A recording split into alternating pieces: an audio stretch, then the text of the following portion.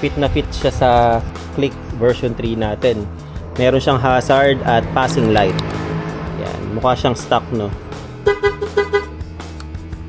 Passing. Okay, welcome guys sa aking channel at ngayon ay magpapalit ako ng fairings ng ating Honda Click. Di-DIY lang tayo ngayon dahil medyo malaki din yung gasto sa pagpapalit nito. Kung hindi naman masyadong technical yung gagawin, baka pwedeng tayo na lang gumawa. Inuna ko ng baklasin nito dahil medyo matagal at saka yung part kasi nung harap talagang wasak siya dahil dun sa aksidente. Sa pagbabaklas nga nito, so aalisin mo siya ng isang buo na ganyan. At dahil medyo malaki yung damage, ang in-order ko na lang ay isang set din ng ganito, yung headlight ASI. Andun yung sa box. Tapos yung ilang parts na to. Ito okay pa naman. Ito wasak na rin. Sayang sticker, imprint. Pero yan, putol na siya kaya hindi na pwede. Ito yung dibdib. Tinatawag nilang dibdib dito sa part na to. Hindi naman totally damaged pero ito yung kabitan ng tornilyo nasira din kaya kailangan ng palitan. At yung araro, papalitan ko na din. Yan, so medyo marami-rami tayong gagawin. Gagayahin lang natin kung paano yung pagkaka-assemble nito. Alisin ko muna yung MDL at ililipat ko doon. At saka titingnan ko din kung paano yung pagkakabit ng mga tornilyo dahil hindi ko kabisado. So ayan, iseset ko muna lahat ng mga gamit na kailangan. Ito yung dibdib, ito yung araro, at headlight ASI. Na-try ko na to nung dumating to sa akin. At na-order ko to sa Shopee. Nagtingin-tingin lang ako na medyo mura-mura. Same din naman yung product, same yung pagkakagawa. Ayan. Fit na fit siya sa Click version 3 natin. At gumagana naman yung mga ilaw. Ayan, nakuha ko lang to sa halagang 3,600. May nabibili nito na hiwa-hiwalay. Ikaw pa yung magkakabit. Kaso nung sinuma ko yung magagastos, halos same price lang din ito. Tapos hindi pa kasama yung mga ilaw. So kukunin ko pa doon. Medyo matrabaho yon. Pero dito, isang set na siya. Buo na, isasalpak mo na lang. Plug and play na lang. Saka ito. Order ako ng domino switch. Tagal ko nang gusto nito. Meron siyang hazard at passing light. Yan. Mukha siyang stock, no? Plug and play lang din to. Ikakabit din natin to. Yan. At yung mga tornilyo, yung clip na mga nawala. Gumagana naman yung motor, wala naman naging tama dito sa T-post. Buti na lang at hindi yan yung nadali. Talagang mismong headlight kaya tinan nyo, wasak talaga yung gilid. At itong natin, yung fender, may mga gas-gas. Pero hindi ko na muna papalitan kasi sayang din, no? Okay pa naman to, yan, lilinisin lang. Alright, so umpisahan ko na. Magkabit muna tayo. Let's go! Tatabi ko muna yung ibang parts na to. Ito, nasa 1.5 na din agad. Ito lang part na to. Medyo mabigat sa bulsa. Pero kahit pa paano yung mga nakita nating parts, pinakamura na sa market.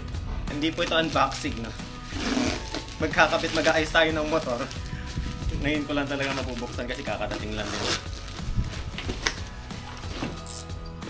Ito yung kanyang side fairings. Yan, mga genuine parts ng Honda. Yan. Yung isa nito naputol sa kalahati, ipalitin talaga. Yung isa namang side ay may mga gas-gas. Isang kabitan lang din naman, kaya parehas na natin papalitan. So, ano tawag dito? Garnish. Ilalagay dito sa harap. Ganyan. At unahin ko muna ang assemblein yung kanyang headlight ASI. Gagayahin natin to. So sa pagbabaklas nito may pagkakasunod-sunod din yung mga tornilyo, yung fairings. Kaya kailangan matatandaan mo din.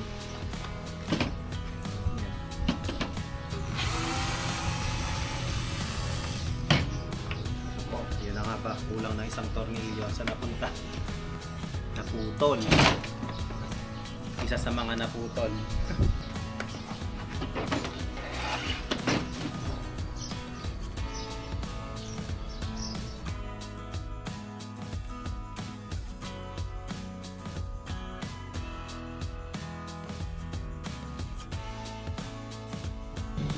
Okay, tapos na natin buuin itong headlight ASI.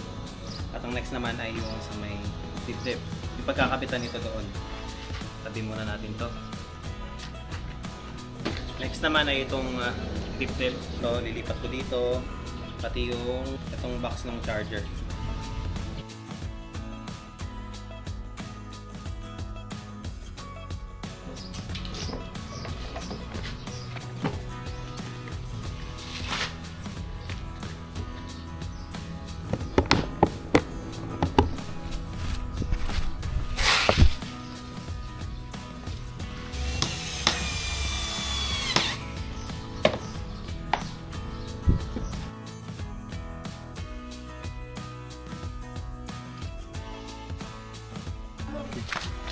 Sugat.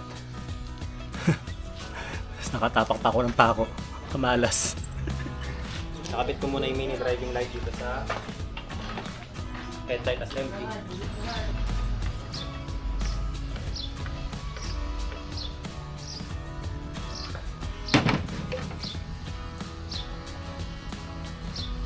Yan. Nakakabit na yung MDL. Ordinary MDL lang to. Nasa 600 lang ata, 500 lang. Yung mismong headlight, dalawang fairing sa gilid. Yan, isang buo yan. Pwede na siyang isalpak doon sa harap.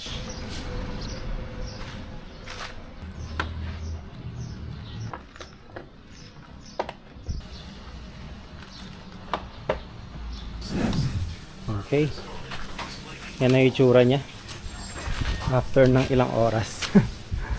At ang kulang na lang ay itong yan, sabit natin dito. Tapos ito, kinulang ako ng ano, yung clip. Ito, order pa kasi ako sa Shopee. Dito, yung tatlong clip na blue wala. Ihahabol ko na lang kapag ano, madali lang naman baklasin yan.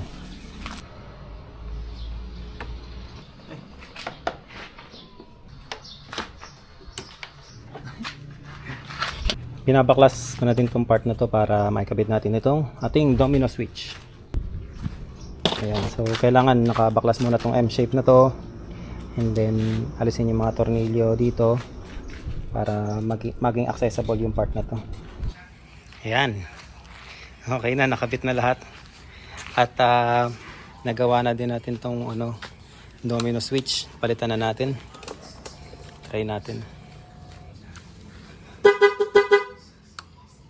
Passing, gumagana. Hazard, ayos. Yung MDL gumagana pa. Ayan, gumagana naman. Okay. Ayan, sa tornilyo wala namang ano, sumobra. Walang kulang, walang sobra. Ayos naman lahat. Ayan, parang bago na ulit. Ano na lang, konting linis na lang. Saka ito yung pinagtanggalan ng sticker, lilinisin. At ito yung gas-gas, ito halata to. Pero okay lang, at least okay na siya. Buo na ulit. So yun lang, kung nagustuhan nyo yung video na to, leave a thumbs up. At kung bago ka pa lang sa akin channel, don't forget to subscribe para sa mga ganitong klaseng video at sa mga susunod pa natin mga magiging videos. Yun lang.